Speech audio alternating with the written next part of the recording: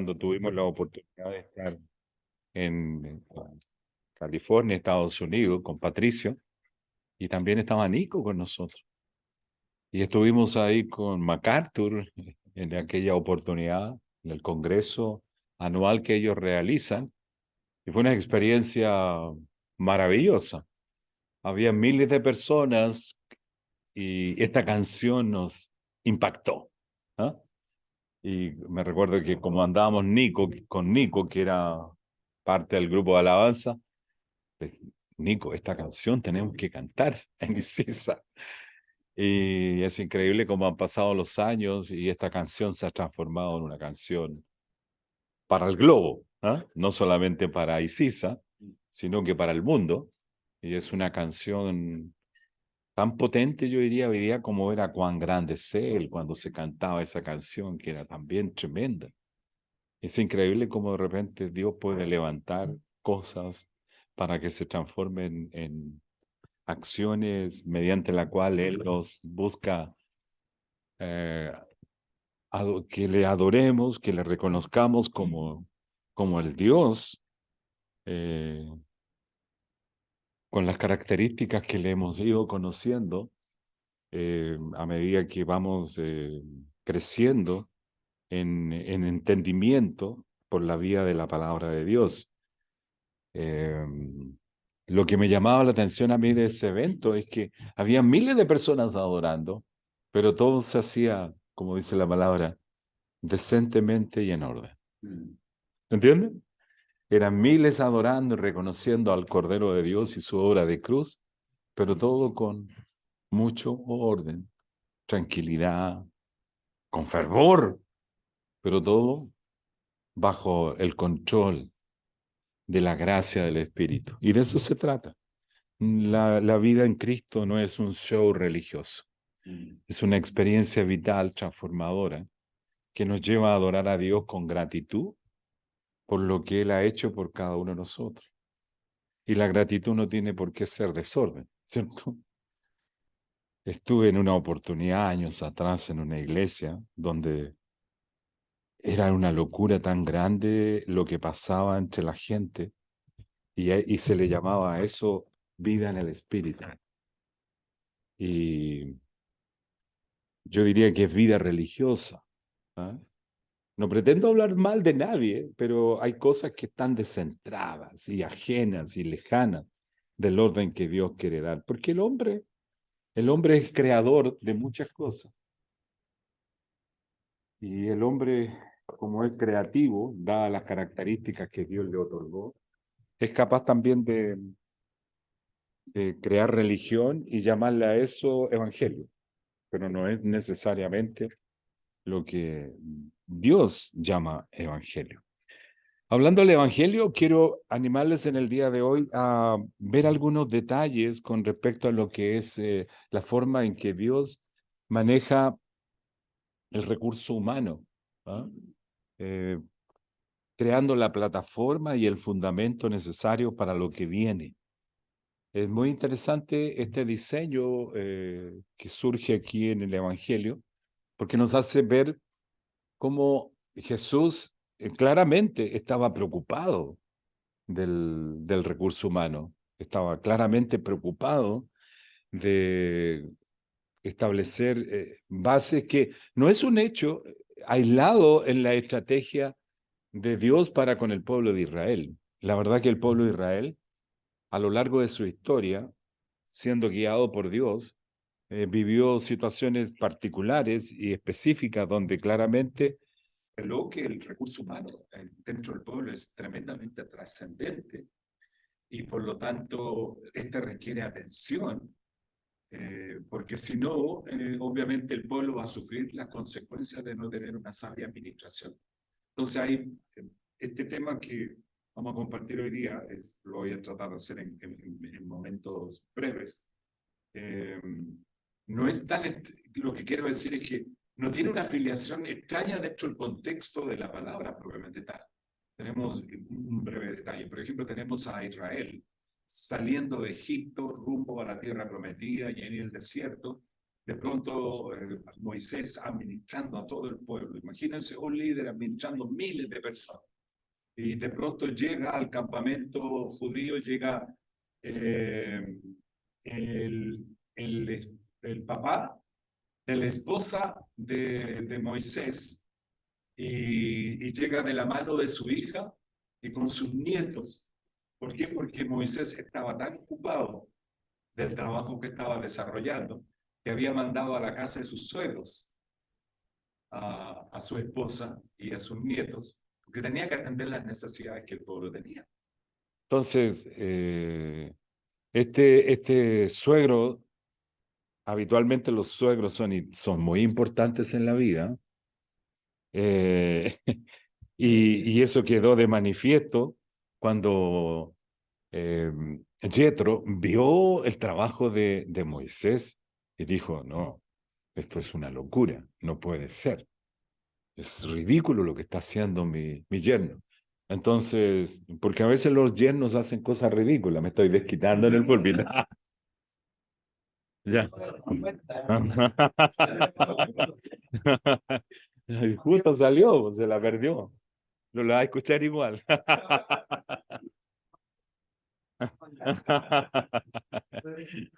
El asunto es que Jethro, mirando las acciones de su yerno, se dio cuenta de que este corría riesgos serios, porque con ese sistema de vida, el estrés lo iba a fulminar. Hace un rato atrás estábamos en la mesa hablando del infarto de Jesús y, y claro, sacábamos conclusiones de lo que ocurre habitualmente por los sistemas de alimentación, pero también hay estrés que pueden provocar también infartos. Entonces, de ahí la necesidad de hacer las cosas, de trabajar en forma orientada, de tal manera que no vayamos a sufrir un síncope a consecuencia de este tipo de cosas. Y Moisés corría riesgo de que eso pasara. Entonces, el Jethro sacó a un lado a Moisés y le dijo, vas a desfallecer tú y también va a desfallecer tu pueblo, porque con tu habilidad de consejero en estas condiciones no estás aportando nada.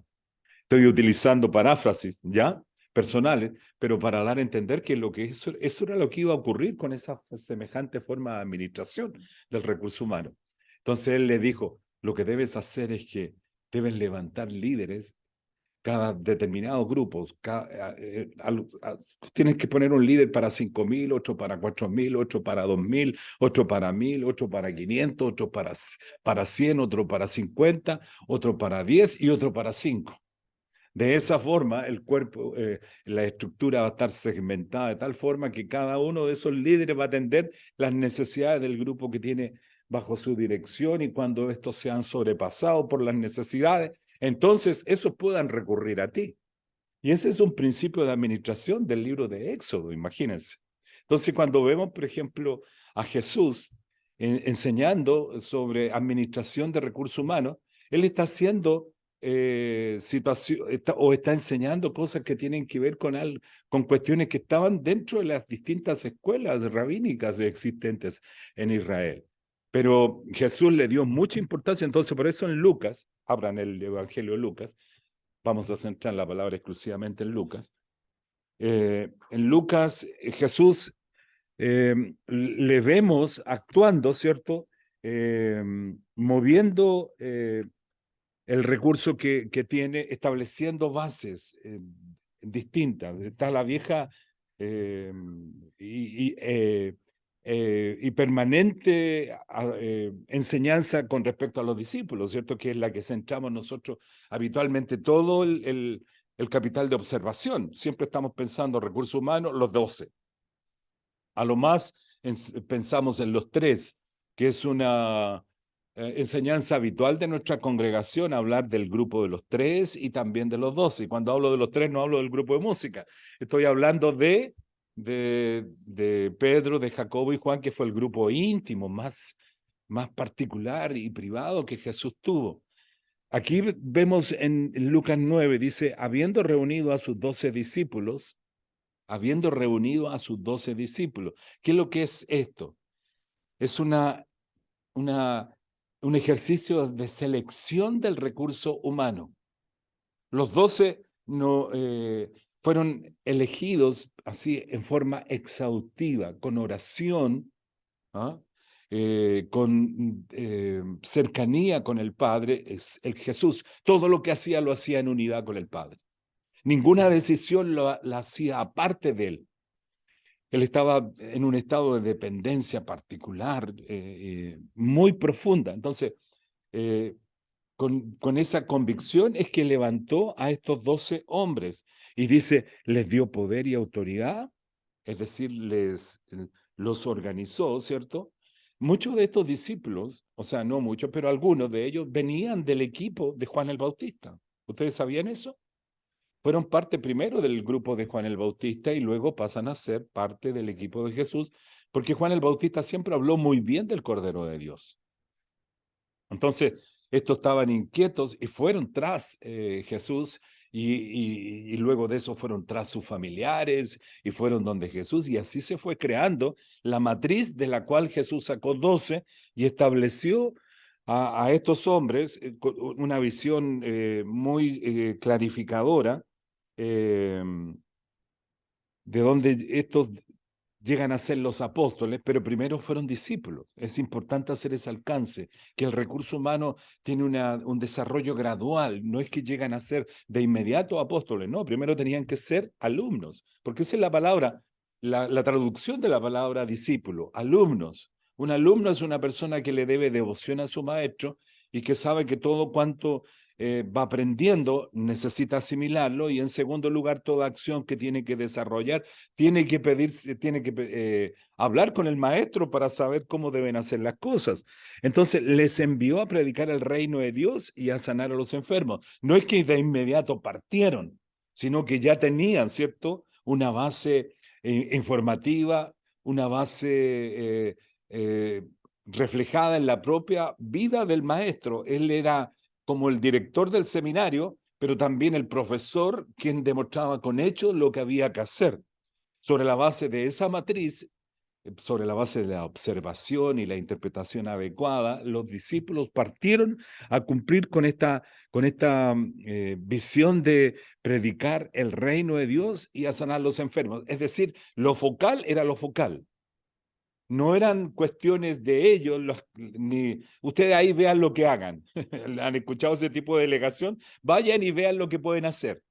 Jesús no era así para transmitir información, sino que si enviaba, enviaba con objetivos concretos, claros, directos. Ellos tenían que salir al campo misionero para predicar el reino de Dios y sanar a los enfermos. Y no solamente le habló sobre el objetivo concreto, sino que les dijo, no toméis nada para el camino, ni bordón, ni alforja, ni pan, ni dinero, ni llevéis 2 túnicas. Es decir, también les habló acerca de la clase de equipaje que debían llevar para desarrollar esta misión.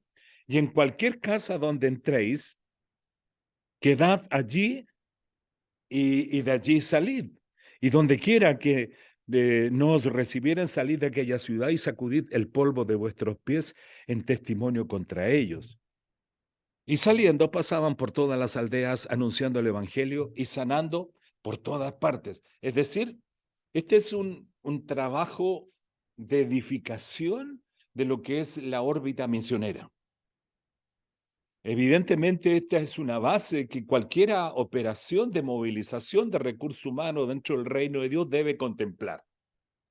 No hay acción ni iglesia que deba subestimar estos principios, porque aquí está la base de lo que es nuestra propia forma de actuación. Ahora, culturalmente, ellos debían cumplir con ciertos requisitos que hoy día, cuando nosotros salgamos a la calle o cuando se nos envíen o cuando pensemos en cómo articular el recurso humano, debemos contemplar también las modalidades socioculturales, porque aquí obviamente dentro de la manera en que Jesús envía, hay ciertas cuestiones que tienen que ver con la cultura y con el momento, con el elemento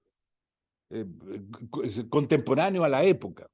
Pero lo que llama la atención es que la misión que ellos tenían que desarrollar era una misión sobria, ¿cierto? Es una palabra importante a utilizar, sobriedad en la forma de actuación, no tenían que lucir en una forma rimbombante, ni tampoco extraña, sino que adaptándose culturalmente a quienes iban a ser los referentes donde ellos iban a estar. No tenían que preocuparse de nada en términos de alimentación y de recursos, porque obviamente era una vida de fe, era una enseñanza a que el justo por la fe vivirá. El justo por la fe vive. Entonces ellos lo iban a comprender en el campo mismo, en la misión misma, en el lugar donde entraran, en la casa donde estuvieran, ellos tenían que tener una base de respeto porque quienes estuvieran ahí, si entraban en una casa, debían quedarse solamente en esa y no transitar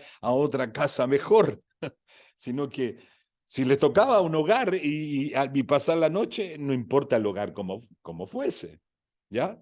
Porque a veces uno sale al campo misionero y uno quiere cosas así particulares, específicas, o una casa de mejor calidad, pues más o menos de acuerdo a la que yo estoy. Me recuerdo que en una oportunidad estuve en Argentina y un matrimonio insistió en llevarme a su casa, y cuando yo llegué a su casa, me llamó mucho la atención cuando me fui al dormitorio, porque el piso era de tierra, era una casa muy humilde, tenía luces hacia el exterior, es decir, humildad total. Y uno, vivir cosas así no son de buena primera fáciles, ¿ya? Entonces me imagino que esta experiencia para los discípulos tiene que haber sido particular. Tienen que haber habido diálogos muy sabrosos sobre todas las cosas que experimentaron. Pero lo más importante es que ellos vieron que lo que Jesús delegó sobre ellos se cumplía fielmente. Es decir, la enseñanza se hizo realidad en sus vidas. Entonces pudieron anunciar el evangelio y pudieron sanar personas y se dieron cuenta de que había una unción, una capacidad en ellos que nunca la habían tenido, pero que estaba a disposición de ellos. ¿Por qué? Porque Jesús se la delegó. Jesús delegó lo que él era. Y esto es un principio súper importante en la vida del reino, la delegación, el principio de la delegación. Porque hay lugares donde ustedes pueden participar, pero nunca van a recibir delegación de autoridad, de responsabilidad y de asignación de tareas, porque todo está circunscrito a un grupo particular, específico. Y ese grupo particular y específico hace todo. De hecho, el movimiento protestante se origina a partir de estas irrealidades que ocurrían al interior de la iglesia. ¿Por qué? Porque estaban el clero y estaban los laicos. Y los únicos que trabajaban en función del reino de Dios era el clero, ¿ya? La parte clerical, los profesionales de la fe y el pueblo, los laicos, solamente miraban cómo funcionaban el clero y más encima enseñaban en un idioma que ellos no entendían.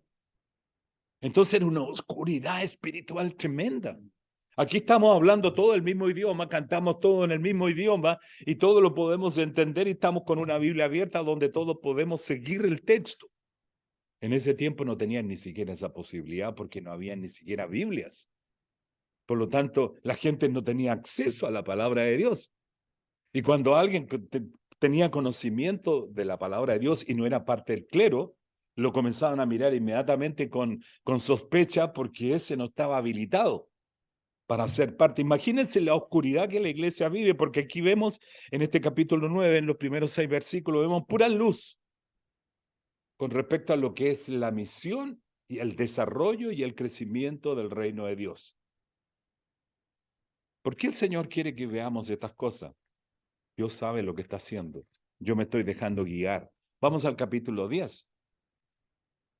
En el capítulo 10 salimos de los 12, que ya sabemos que es el grupo fundamental, ¿cierto? De la iglesia, quienes van a ser los apóstoles después de la resurrección de Cristo y la venida del Espíritu Santo.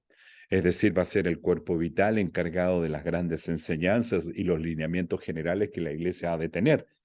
Y también en quién va a estar depositada la unción del Espíritu Santo. Pero no son suficientes, porque van a venir miles. Entonces la preparación del recurso es muy importante, porque el pueblo tiene que prepararse para lo que Dios va a hacer. Y si no hay preparación, Entonces, cuando el pueblo crezca, no vamos a tener capacidad de absorción y de contención del recurso humano, porque no estamos capacitados. Y aquí en el capítulo 10 vemos a Jesús con 70. Este es otro grupo, otro segmento, distinto a los de los 12. Y ojo, atención, porque Jesús nos damos cuenta que tenía ejercicios de desarrollo del Evangelio, no exclusivamente los 12. Eran importantes los 12, pero no eran los exclusivos. Había gracia también para otros. Y a mí me encanta esto porque uno puede de repente tener un grupo con el que está trabajando, pero también puede tener tiempo para otras personas. Y esas otras personas también pueden ser bendecidas por lo que Dios nos ha dado. Y aquí vemos en el grupo de los 70, dice, después de estas cosas designó el Señor también a otros 70. ¿Observan esa pluralidad? A otros 70. Se lo dejo como tarea para la casa, ese otros. A quienes envió de dos en dos delante de él a toda ciudad y lugar a donde él había de ir. Este es otro proceso de delegación. Jesús siempre delegó. Nosotros los líderes siempre debemos delegar. Nunca debemos autoconcentrar la atención en nosotros, menos los cristianos, porque el líder cristiano no debe autoconcentrarse en él. El líder cristiano genuino debe autoconcentrarse en Cristo. Uno está llamado a desaparecer en Cristo. Entre menos se ve de uno y más se ve de Cristo, eso corre a favor. Pero entre más visualizamos nuestra figura, es porque hay demasiado ego en nosotros y poco de Cristo. Y ojo, una persona que actúa sobre la base de su ego es una persona que se autoconcentra en sí mismo y no delega lo que él es, o no distribuye lo que ha recibido. No es capaz de abrirse a otros para que esos otros reciban lo que uno tiene. Yo creo que hay muchos de nosotros que estamos en una etapa en que tenemos que revisar nuestras bibliotecas y pensar qué cosas comienzo a regalar. Porque ya hay cosas que no me van a servir. Y sí le pueden servir a otros. ¿Entienden lo que quiero decir? Y eso también es delegación. Delegación de nuestros recursos. Porque ¿para qué, po?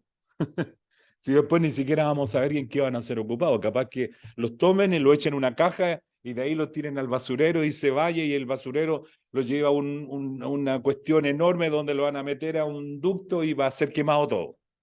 Cuando podrían haberlo recibido personas que a lo mejor lo leen, que a lo mejor tampoco les va a servir. Pero eso a lo mejor se lo dan a otro. O sea, pero no quiero perder el tema. Delegación. Deleguemos. Estemos siempre delegando. Estemos siempre compartiendo. Jesús lo hizo, designó a estos 35 y los envió de dos en dos. Les voy a enviar el tema después a sus casas para que lo vean con mayor detalle. Pero este escenario de enviar de dos en dos cumple varios objetivos. Primero, el ser enviado de dos en dos es importante porque cuando uno sale a terreno y sale solo, corre riesgos de que el contexto lo ahogue de tal forma que al final no haga lo que tiene que hacer. Pero cuando uno sale con otra persona, el uno con el otro se apoyan. Pum.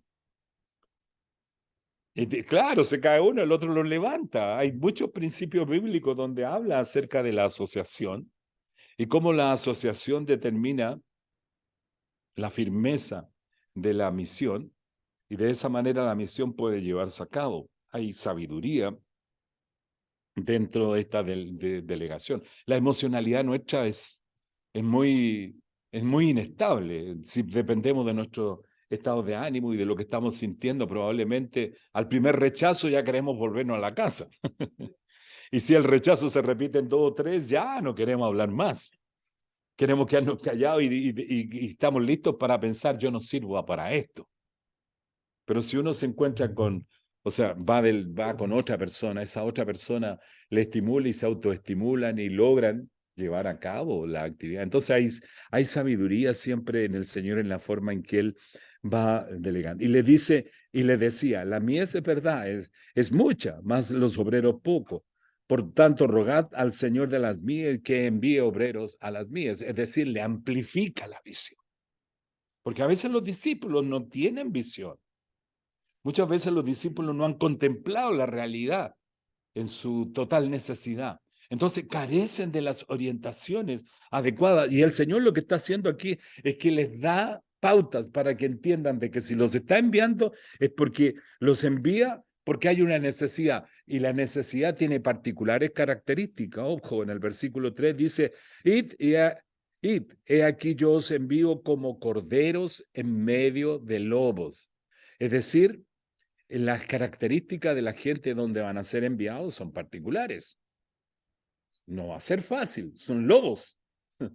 Entonces, que sepan realmente dónde van, porque si Jesús no les dice que son lobos y se encuentran con personas, qué sé yo, con actitudes duras, contestarias, difíciles, entonces ellos se van a sentir defraudados ante la realidad. Jesús nos mandó y no nos dijo que esto no podía pasar. No, en absoluto. Jesús les habla claramente sobre cómo es el mundo. Y cuando se nos envía a predicar, nosotros debemos saber que vamos a salir a un escenario, o cuando se nos invita a vivir la realidad del Evangelio con otros, debemos entender que estamos con lobos, que estamos rodeados de personas con características particulares, donde la agresividad y la dureza, etcétera, pueden ser muy, muy potentes. Y si no, piensen en cosas que quizás han vivido. Nuevamente se reitera en el versículo 4 las mismas cosas que Jesús le dijo a los discípulos: no llevéis bolsa, ni alforja, ni calzado, y a nadie saludéis por el camino. En cualquier casa donde entréis, primeramente decís paz a esta casa. Es decir, son hijos de paz, por lo tanto, compartan esa paz con los demás. Y en el versículo 6 dice, y si hubiera allí algún hijo de paz, vuestra paz reposará sobre él, y si no, se volverá a vosotros. Y posad en aquella misma casa, comiendo y bebiendo. Es decir, nuevamente las mismas normativas culturales que vimos en los versículos anteriores, donde se habla nuevamente de los recursos. No se preocupen de los recursos. ¿Por qué? Porque el obrero es digno de su salario. Es decir, si les dan para comer, si les dan alguna cosa para que tengan para el camino, recíbanla, recíbanla. No sean orgullosos y digan, no, no, no, yo no necesito. No, reciban. El obrero es digno de su salario. Y después dice, en cualquier ciudad donde entréis y os reciban, comed lo que os pongan delante. Este es un principio misionero súper importante. Cuando uno sale a trabajar o sale de visita, a un encuentro de misiones, qué sé yo, y se encuentra comiendo cosas distintas, uno debe comer. Y esto me recuerda a un misionero que me contaba en una oportunidad, así con mucha risa, lo que le había pasado, un gringo en Antofagasta. Había ido a la casa de unos chilenos y se había sentado a la mesa, y él sabía la escuela de misiones en Estados Unidos lo que más le habían dicho, de que cuando estuvieran invitados a casas o a comer, comieran de todo lo que se les dieran. Y él estaba sentado en una mesa chilena comiendo una cazuela, que ya es un plato extraño para un gringo. Los gringos no comen cazuela, y con una mesa con ensaladas, y le llamó la atención un platillo con unos ajíes largos rojos. Y él se recordó de ese principio y tomó un ají y le pegó. Lo que le llamó la atención es que cuando tomó el ají, todos le quedaron mirando. Cuando lo llevó a la boca, como todo.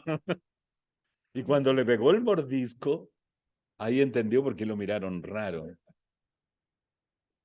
Dice que comenzó a sentir un calor en la frente que fue bajando así. Él, si ustedes conocen a este misionero, un misionero muy querido que se llama Jeff, que trabaja aquí en Maipú, él era blanco en sus años de joven. Bueno, sigue siendo blanco, pero colorado, igual que yo. El asunto es que dice que hervía todo. Y el dueño de casa le pasó así bien tímidamente un vaso de agua grande, pero dice que aunque se lo tomó, hervía por dentro igual. Pero cumplió con este requisito de que donde entren, reciban y coman todo lo que le pongan adelante. En serio, esta es una normativa mediante la cual muchas veces nosotros podemos abrir un corazón cuando tenemos la humildad de abrirnos a la gente que está al frente y compartir de lo que ellos nos dan. Y sanad a los enfermos que en ella haya, y decirles, se ha acercado a vosotros el reino de Dios. Mas en cualquier ciudad donde entréis y no os reciban, saliendo por sus calles, decid, tomar el ejercicio eso de los zapatos y hacerlo soplar para que el polvo caiga sobre sus cabezas y ellos partan de largo. Estos son un par de ejemplos sobre lo que es de parte de Jesús el manejo del recurso. Dios quiere que la iglesia sea administrada de tal forma que todos tengamos y conozcamos el principio del liderazgo, es decir, la autoridad que estos tienen inherentemente, pero también conozcamos lo que es la delegación, es decir, recibir órdenes y saber qué hacer con lo que se nos delega. Porque este principio no termina solamente ahí, versículos más adelante, en el versículo 17, Jesús atiende lo que ellos cuentan, y eso habla acerca de que Jesús delega, pero también supervisa, orienta, escucha el informe, coloca atención a la experiencia, a la emocionalidad, a lo que vivieron. Y eso es muy importante porque nosotros dentro de la Iglesia de Dios estamos en una estructura donde la matriz establecida dentro de la Iglesia no es nuestra, sino que pertenece a las Escrituras. Tratamos de hacer todo lo posible para que esta sea la realidad, y donde este principio de la delegación debe estar presente, y donde los que somos parte del reino debemos actuar en la forma concretamente ordenada que Dios nos pide. Nosotros debemos hacer lo que estos hombres dicen una vez que experimentan algo. Dicen, volvieron los 70 con gozo, diciendo, Señor, aún los demonios se nos sujetan en tu nombre. La frase diciendo a mí me parece muy importante, porque nosotros tenemos que aprender cuando somos mandados a dar cuenta de lo que hacemos. En el reino de Dios tenemos que aprender a, si de pronto, por ejemplo, tenemos una reunión y no vamos a venir, a compartir el por qué no venimos. El dar un informe, aunque no estoy diciendo, no quiero que piensen que estamos pretendiendo irrumpir en su privacidad, pero en el Evangelio la transparencia conforma parte de una de las realidades en las que debemos aprender a andar. Todo lo compartimos. Vivimos en luz. Los cristianos estamos llamados a vivir en luz, porque éramos parte, Pablo lo dice ahí en Colosenses capítulo 1, que nosotros fuimos sacados del reino de las tinieblas e introducidos en el reino de la luz. En el reino de las tinieblas nosotros éramos verdaderos forajidos, andábamos siempre tratando de engrupir, ¿eh? De mentir o guardando cosas que nadie sepa lo que yo hice. ¿O no eran así? Al menos yo fui así. Tuve características muy particulares. Mi ética era situacional. La arrastraba de acuerdo a las circunstancias y la exhibía de acuerdo a los momentos, aunque tenía un yo público que supuestamente era correcto. Pero al interior mío estaba lleno de huesos de muertos. Estaba lleno de intrigas y cosas puramente personales. Por eso que a veces ni que me quería mirar en el espejo. Yo viví esa clase de mundo. No sé ustedes. A lo mejor ustedes fueron buenos. Y ustedes mejor quizás. ¿Ya? Pero cuando somos trasladados al reino de la luz, es para andar en luz. Y para movernos en luz. Y eso tiene que ver con la paz que el Evangelio promete.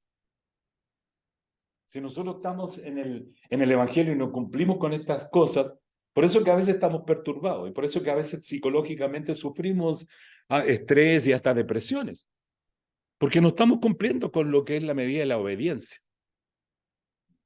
Y estamos asumiendo realidades que ni siquiera nos competen.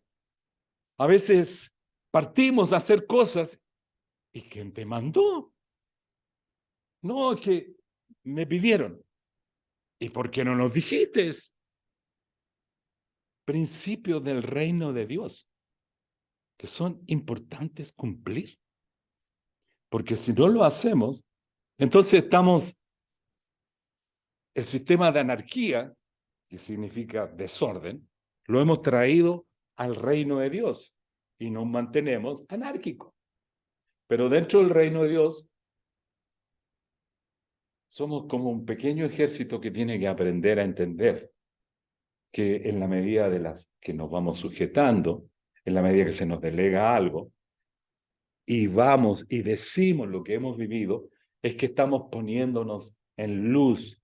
De esa manera vamos a evitar cosas.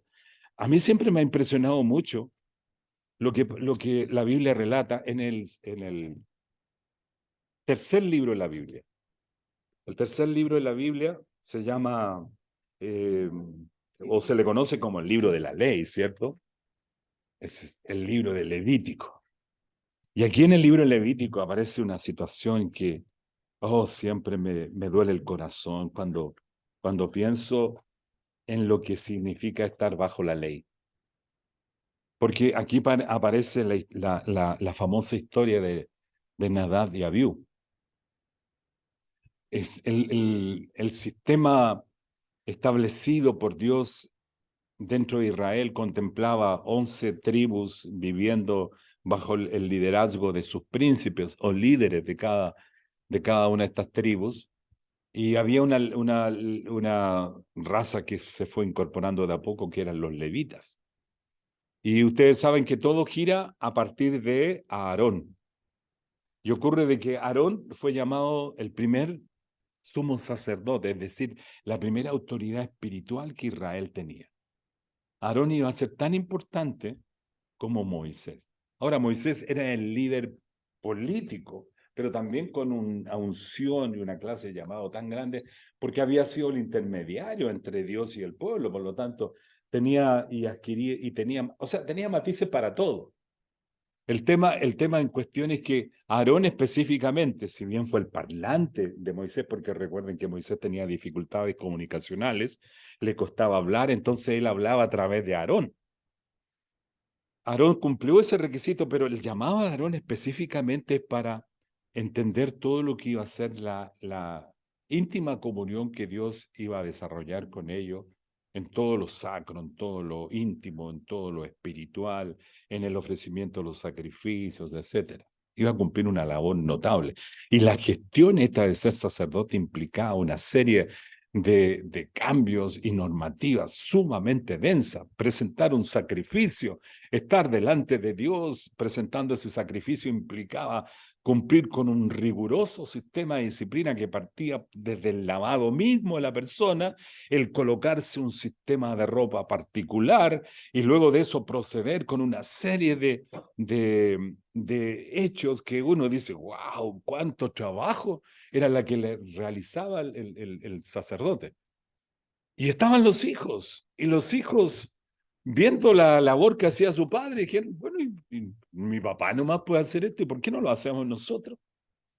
Y entraron al lugar, se pusieron en la posición de su padre, y es impresionante. Miren, veamos lo que dice la palabra. Dice, Nadab y Abiú, hijos de Aarón, tomaron cada uno su incensario y pusieron en ellos fuego sobre el cual pusieron incienso y ofrecieron delante de Jehová fuego. Pero la Biblia agrega algo a ese fuego. Dice, agregaron fuego extraño, el que nunca les mandó. Dios nunca les había pedido a ellos que hicieran eso. Estaban haciendo algo que no tenían por qué hacerlo.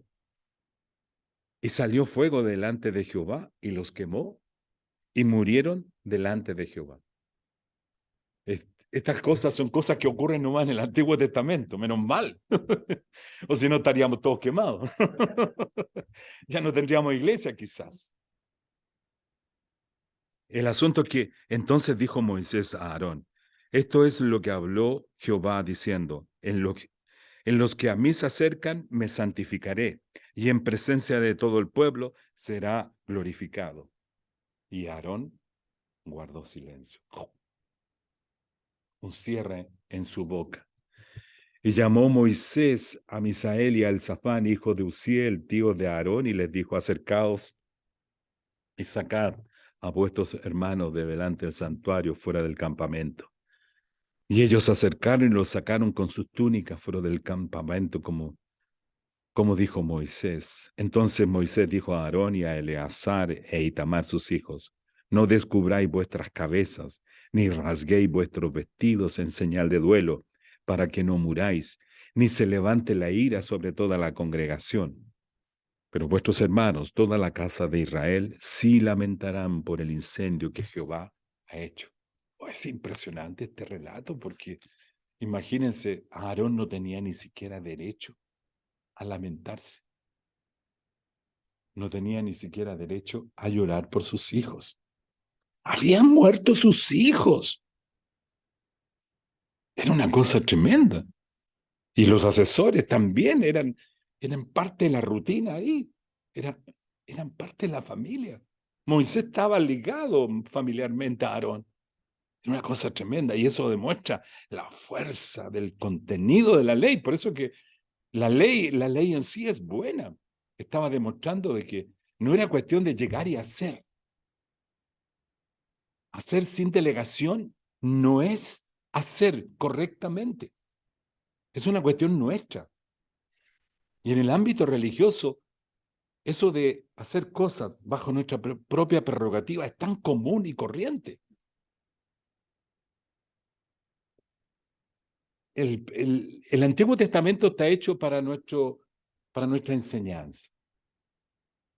No está hecho para cumplirlo en la rigurosidad que tiene, porque ya no estamos bajo los márgenes de la ley. Gracias a Dios la tenemos entrada libre ante el trono de la gracia por creer en Cristo Jesús. Y la sangre de Cristo nos cubre de todo pecado y podemos confesar nuestros errores y podemos, al punto que Pablo nos ve sentado con Cristo en los lugares altos. Pero la forma de actuación sigue siendo interesante, en el sentido de que no se trata de hacer lo que queremos en el reino de Dios. No se trata de actuar de acuerdo a lo que nosotros pensamos, ni se trata de ir a donde me invitan. No, se trata de ponerme bajo un orden establecido y cumplir y buscar la armonía dentro de ese orden establecido. Y en la diferencia, subordinar nuestros criterios con la finalidad de que el reino de Dios se prolongue a través de nosotros, de tal manera de que nada de lo que nosotros hagamos vaya a provocar el quiebre o el desarrollo de dificultades que de pronto puedan dañar la vida del cuerpo de Cristo. Estoy terminando. Dice: volvieron los 70 con gozo, diciendo: Señor, aún los demonios se nos sujetan en su nombre o en tu nombre. Y les dijo: yo veía a Satanás caer del cielo como un rayo. Es decir, Jesús se motiva con las 70 personas que vuelven entregando datos y testimonios de todo lo que han vivido, vienen contentos. Pucha, hemos vivido tantas cosas. Miren, Señor sabe que yo estaba en un lugar y de repente vino una persona en una necesidad y lloré y la persona fue sanada de inmediato. Ah, sí, qué bueno. Porque mira, yo vi a Satanás que caía ante el poder de la delegación que yo les di. Entonces, eso es colocar atención y estimularnos con lo que nos están diciendo, motivados por lo que estamos oyendo. Por tanto, en el juicio, y Jesús entrega directas alusiones sobre lo que va a ocurrir con aquellos que no quisieron colocar atención a lo que Él les enseñó. Dice el versículo 16, y al que vosotros oye, a mí me oye, y el que a vosotros desecha, a mí me desecha, y el que me desecha a mí, desecha al que me envió. Es decir, el poder de la delegación. Si yo les delego algo y ustedes me hacen caso, entonces mi autoridad está en ustedes y esa autoridad se va a transmitir sobre las personas que estén a su alrededor. Yo estoy sujeto, ustedes están sujetos, entonces se transmite la óptica divina a través de nosotros y ante la necesidad que nosotros podamos vivir, esa gracia se convierte en un hecho que provoca efectos en la vida de otros. Por eso que en la iglesia podemos confiar en la medida de nuestra sujeción que la gracia de Dios me permite orar por mi esposa si esta de repente sufre una brusca cefalea y no haya que hacer. Lo que el hombre, el sacerdote en casa debe hacer ahí es orar por su esposa para que Dios derrame su gracia. Y si soy un hombre sujeto, hay una unción prometida de que va a provocar algo en la vida de mi esposa. Y si es un hijo con un dolor de guata que no lo soporta, antes de llevarlo a la clínica de inmediato, oremos por ellos. Mantengamos autoridad, asumamos los recursos que Dios ha puesto a disposición de nosotros como iglesia, pero a la vez tengamos un sentir de obediencia, un sentir de sujeción, para que tengamos esa convicción adentrada, porque si podemos estar en el trabajo y de repente surge una necesidad de alguien que se cayó, de alguien que le dio un infarto, de alguien que le pasó algo, ahí nosotros rápido cubriendo. ¿Por qué? Porque tenemos autoridad espiritual. Somos recursos divinos. Estamos en la tierra para suplir necesidades. Todo depende de creer o no creer en este principio. La iglesia y nosotros, siendo iglesia, es decir, siendo el recurso divino, tiene toda una gracia. Y ahora sí que termino. Dicen que la frase socorría del predicador. Es que se me había olvidado un detalle. Miren, vamos a Hechos 1. Hablamos de 12, hablamos de 70, y me falta hablar de otro grupo. Voy a ir directamente al versículo 15 por tiempo, para que ustedes sepan. En aquellos días, dice la palabra, Hechos 1:15. En aquellos días, Pedro se levantó en medio de los hermanos, y los reunidos eran como, ¿vieron lo que dice? 120. Tercer recurso humano. La base de la iglesia en ese tiempo en Jerusalén. Los otros hechos no fueron en este lugar. Entonces, aquí hay otro grupo, 120. Con ellos, el Espíritu Santo comienza la obra de envolvimiento de la evangelización en Jerusalén. Pero ahora ya no bajo la administración de Jesús, sino que ahora bajo la administración del Espíritu Santo por medio de los 12. Siempre hay números. La idea es que el recurso sea bien alimentado. Espero que Dios nos bendiga con esta palabra y partamos por pensar en nuestra propia posición dentro del cuerpo de Cristo y mi nivel de sujeción dentro de este cuerpo y cuánto estoy respondiendo a estos hechos y qué cosas me faltan y ponerme bajo el orden divino para que lo que haga realmente lo haga con la convicción. Estoy en orden, estoy sujeto, estoy bajo autoridad. La autoridad de Dios entonces se transmite a través de mi vida y soy un objeto de bendición, una persona de bendición para las necesidades que puedan ocurrir a mi alrededor. Imagínense una catástrofe de pronto en nuestro país. Puede ocurrir en cualquier instante. Si estamos dependiendo solamente del pastor, ¿qué puede hacer el pastor en medio de una catástrofe? Pero si somos 25, somos 50, somos 100 con esta convicción, somos 100 derramados, haciendo y respondiendo a distintas necesidades. ¿Entendemos la idea? Padre, en el nombre de Jesucristo, gracias por ser, Padre, tu pueblo. Gracias por ser, Señor, tus siervos. Gracias por ser tus obreros, tus trabajadores. Señor, gracias por alinearnos y ponernos bajo el control tuyo. Gracias por comprender que tú quieres que estemos bajo tu autoridad, Dios. Padre, tú no desprecias a un llanero solitario, pero sabes que no está en el orden correcto. Por lo tanto, oramos por los llaneros solitarios. para que vengan al reino. Oramos por los que están lejos y que están manteniendo la fe en ti, pero están lejos. Señor, trae a esas personas. Pedimos en el nombre de Jesús por esas personas. Enséñanos la vitalidad del cuerpo.